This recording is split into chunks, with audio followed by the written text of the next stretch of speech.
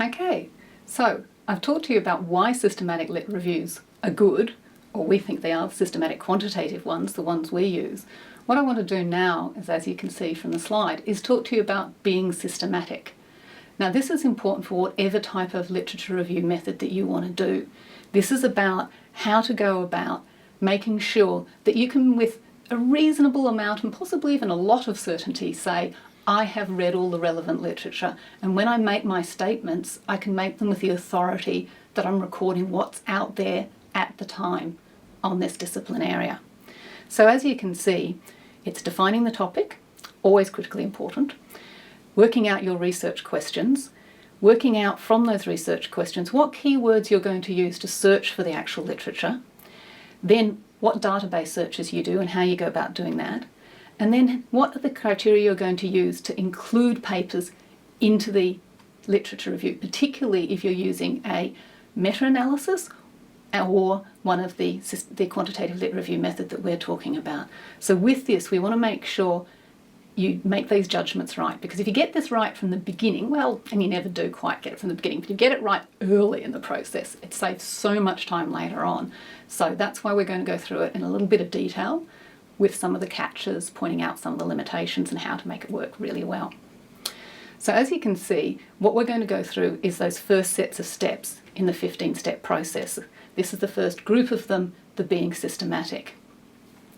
The very first thing you need to do is define your topic. Now, this is really important for your whole thesis, for the whole of what you're going to be talking about. It might be very broad, but the systematic quantitative lit review is going to be focusing on one particular part of that. So you need to define exactly what it is you're going to look at. Now, for some projects, there are beautifully some keywords that capture most of what you're going to be doing. So luckily, for example, one of the students did one on community gardens, and nearly every paper on community gardens has the word community garden in the title, so she had it really easily defined. Another student was looking at the impacts of non-motorised nature-based tourism activities on birds. Now, birds was easy, but that was a little bit more complicated. So first of all, you want to work out exactly what you're going to be doing as this core part of your review. So defining the topic. Next thing is working out your research questions. So with this, what you need to do is work out, okay, so I've got this topic, community gardens. What do I want to find out about it? I've got this topic, finding out about impacts of tourism on birds. I've got this topic, wanting to find out about shark tourism. How do I go, what are the questions that I'm looking for? And this helps shape where you're going to go through with that material. And forming your research questions is an iterative process. You have something in mind to begin with, you work through the process and you keep revising them as you go, because sometimes you find out something really different at the end. Best thing to do then is revise your research questions to match the fabulous results you've got. So having worked through that a bit, in discussion with your supervisor, in your head, reflecting on it a bit of cogitating, bit of going for a walk, having a beer, having a bath, reflective thinking, whatever works for you, you start working out keywords. Now, you need to identify the relevant literature, but not lots and lots of irrelevant literature.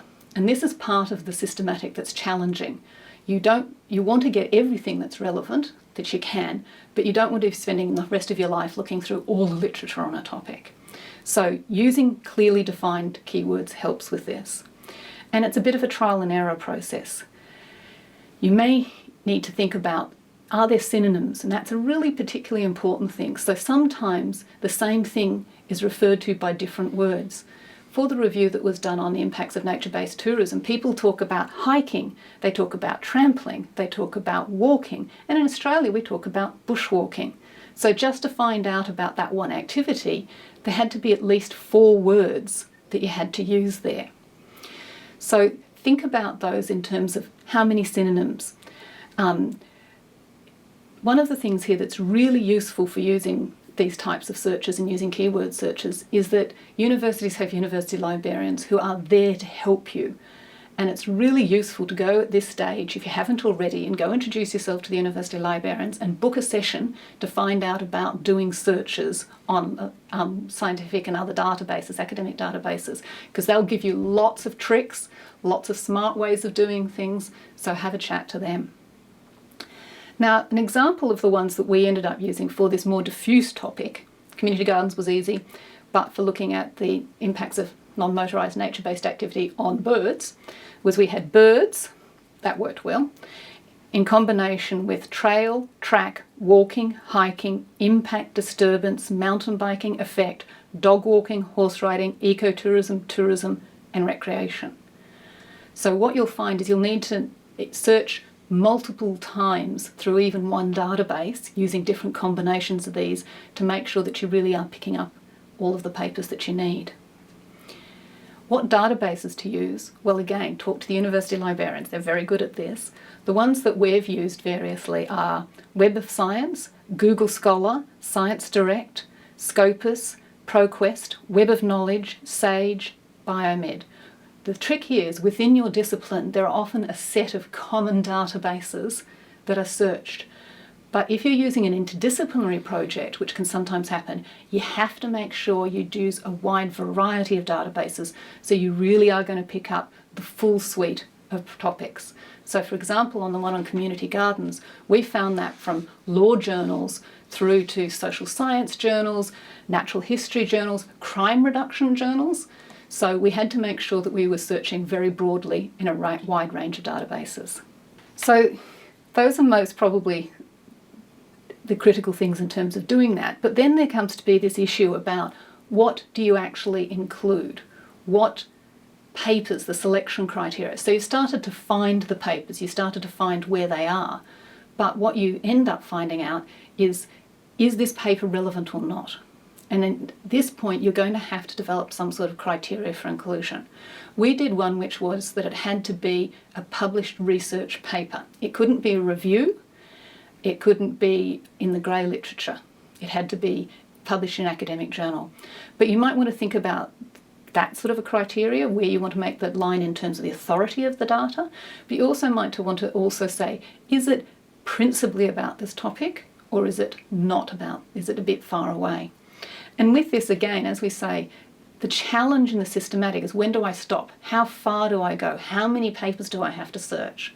And with this, the difficulty is if you're doing a narrative review, you need to identify generally the most common papers, the key ones. If you're doing a systematic lit review, you actually have to be systematic. You want to be making sure you get nearly everything. So you need to make sure that you search for all the stuff that you need out there. And this is one of the most common questions for people, when's enough enough? Well, what we tend to find is when you're starting to keep coming across the same papers again and again, and you've spent quite a long time and you've come up with nothing new, you know that you're starting to, it's like fishing, you're starting to catch all the fish at that point.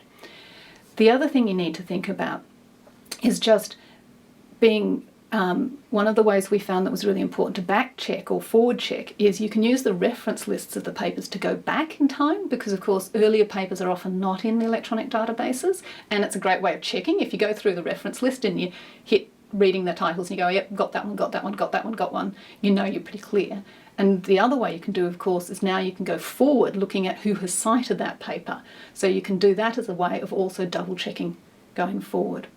So it takes a while. It's not an easy, it's a structured way of doing it, which makes it easier, but it is a lot of work. And there are some places, keyword selection, database selection, and inclusion criteria, where you need to make judgments. And so you need to think about making those judgments really carefully.